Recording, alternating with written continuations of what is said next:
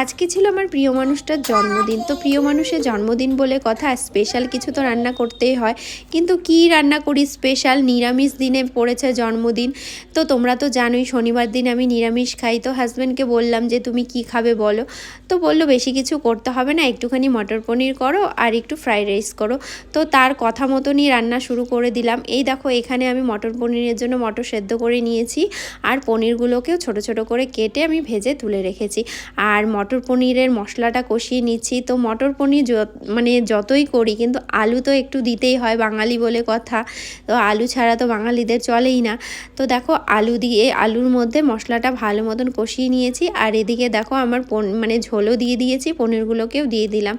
তো মটরটা আগে সেদ্ধ করে নেওয়ার কারণ যে মটরের কালারটা না চেঞ্জ হয়ে যায়। তো আগে থেকে যদি একটু তোমরা সেদ্ধ করে নাও তাহলে দেখবে কালারটা খুব সুন্দর থাকে। দেখো গ্রিন গ্রিন কালার কি সুন্দর লাগছে দেখতে।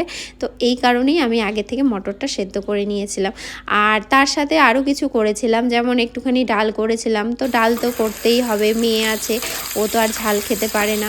তো তার জন্য একটু ডালও করেছিলাম সব সবজি দিয়ে। আর এদিকে দেখো ফ্রাইড রাইসটা বসিয়ে দিয়েছি আমি।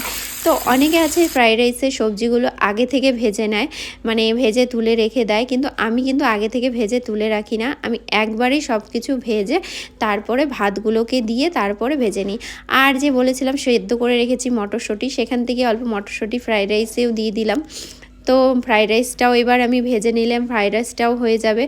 আর আরেক গ্যাসে আমি পায়েসটা বসিয়ে দিয়েছিলাম। তো সেটা তোমাদের আমি যখন রান্না করছিলাম পায়েসটা দেখাতে ভুলে গেছি। তো দেখো আমার কিন্তু পায়েসটাও রান্না হয়ে গেছে। তো আজকে আমি অল্প করেই পায়েস করেছি, তো কালকে আমাকে আবার পায়েস করতে হবে বলে। তো দেখো এখানে হাজব্যান্ডের জন্য বাটির মধ্যে আমি বেড়ে নিলাম পায়েসটা। আর এদিকে দেখো আমি থালাটাও সুন্দর করে সাজিয়ে নিয়েছি। তো কেমন লাগছে থালাটা সাজানো অবশ্যই কিন্তু জানিও। তো মোটামুটি যা পেরেছি 5 রকমের ভাজা করেছি, আলু ভাজা, বেগুন ভাজা, মানে আলু ভাজা মানে আলুটা ঝুরি আলু করে ভেজেছি, আর হচ্ছে বেগুন ভাজা করেছি, গাজর ভেজেছি, মিষ্টি কুমড়া, আর হচ্ছে তোমার বিনস, আর তো মটর পনির, আর সাথে ডাল আর পায়েস। তো এইটুকু আয়োজনই করতে পেরেছি আমি একা হাতে, তো বেশি কিছু করিনি। তো ওর তো ভীষণ ভালো লেগেছে, ওর কাছ থেকেই শুনে নাও ও কি বলছে। কেমন হয়েছে? ভালো। 5 রকমের ভাজাটা কিন্তু খাবা।